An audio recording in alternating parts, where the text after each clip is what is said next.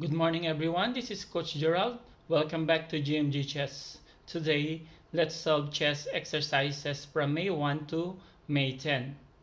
We know that solving chess puzzles is a great way to train your mind in preparation for a big tournament.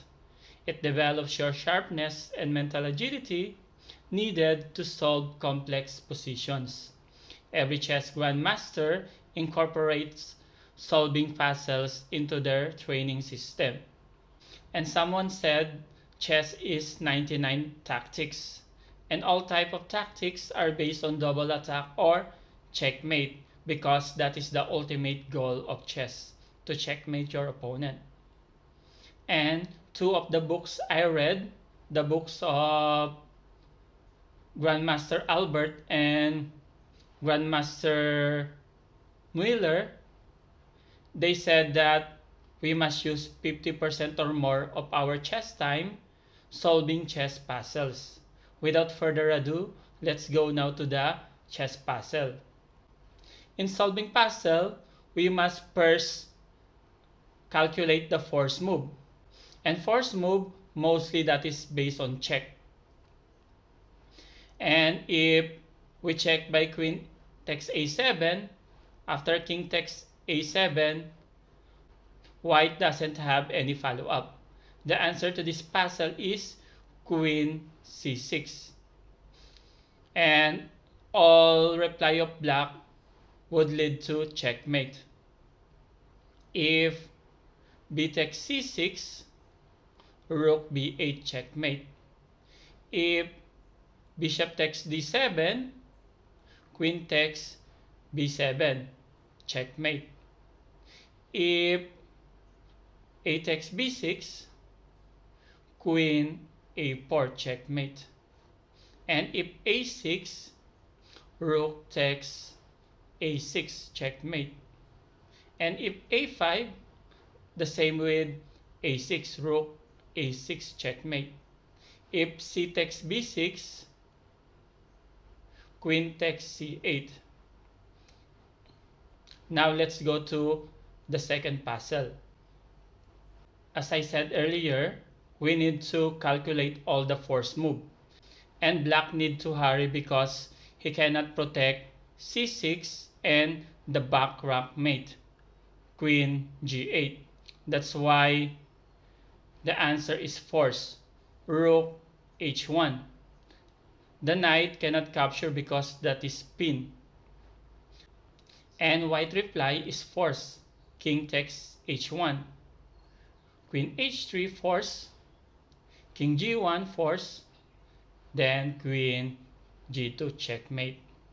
Now let's go to the next one. In this puzzle, white must capitalize for the sacrifice materials. Otherwise, he is super behind in material. There are two options. The first one is to regain the sacrifice, but this is not applicable in this position. And the second one is to checkmate, which is the ultimate goal in chess. And the white dark bishop at f4 is controlling the b8 to h2 diagonal. And the answer to this puzzle is queen takes c6 check. B takes c6 force, then bishop a6 checkmate.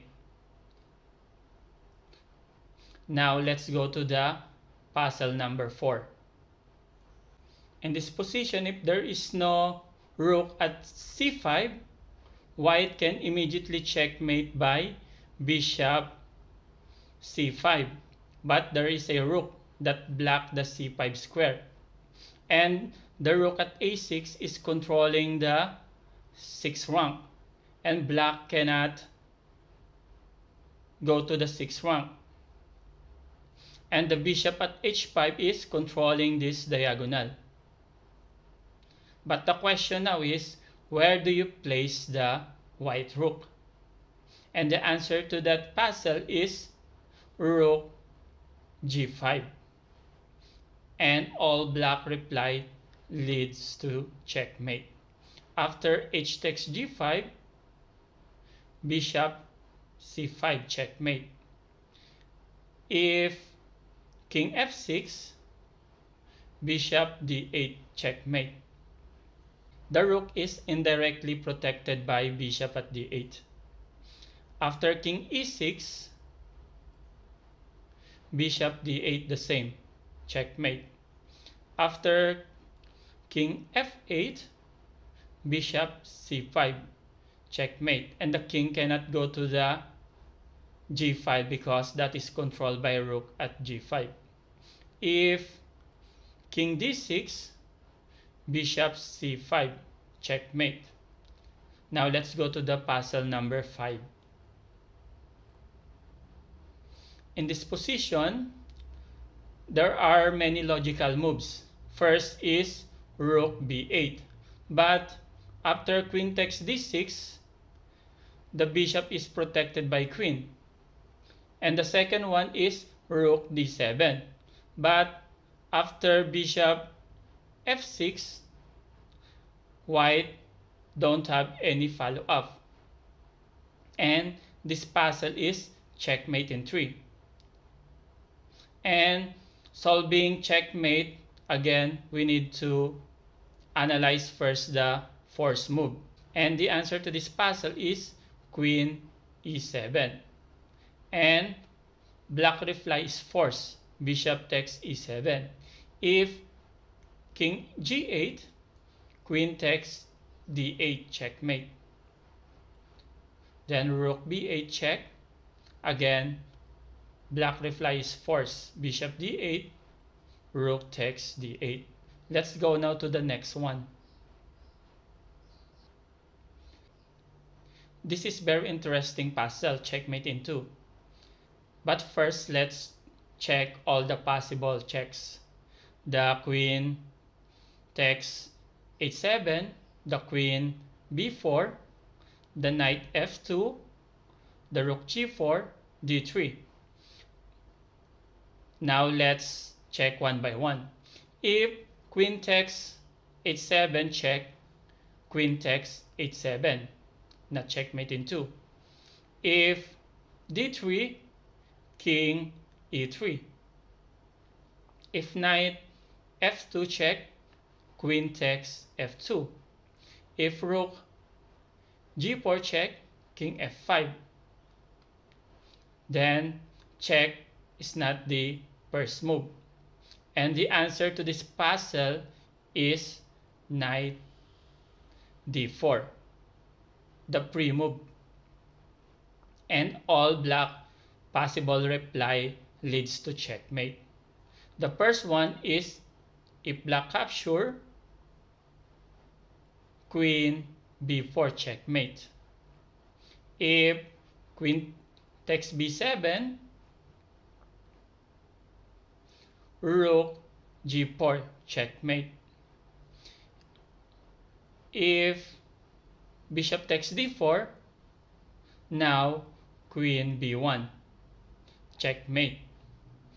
If queen takes d4, queen takes h7 checkmate. Now the queen unprotected the h7 square. And last, e takes d4, queen takes d5. Now the rook at g5 control the d5 square, checkmate. Let's go now to the next puzzle.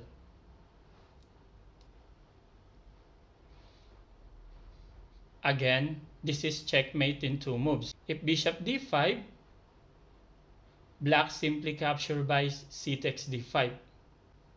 If queen h5 check, then f8. And the last one is bishop g6, which is the answer. Bishop g6 check. If rook takes g6, queen e7 checkmate, because the rook at e1 is protecting the queen at e7.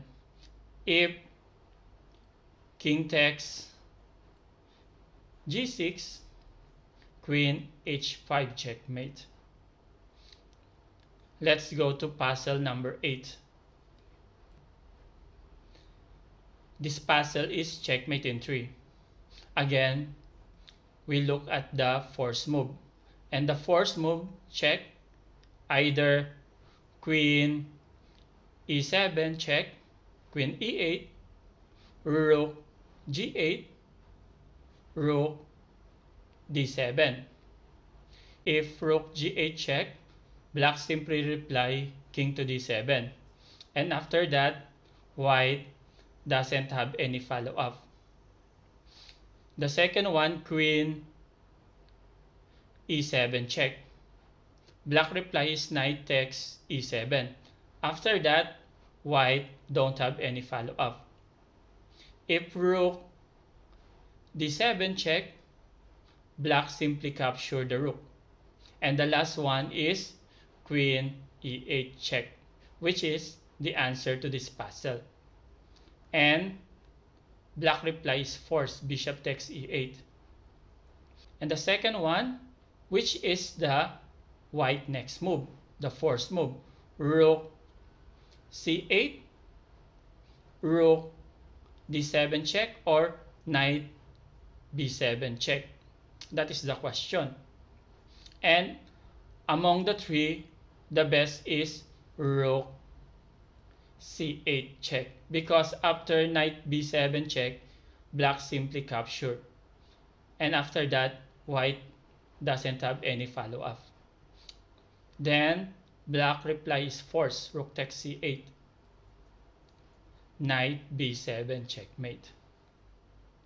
Let's go now to puzzle number 9. Again, we look for the force move. White can play queen g6, queen takes h7. If queen g6, planning to checkmate at g8, black simply capture the pawn at h6. After that, queen takes h6, rook g8, and black protect the g7.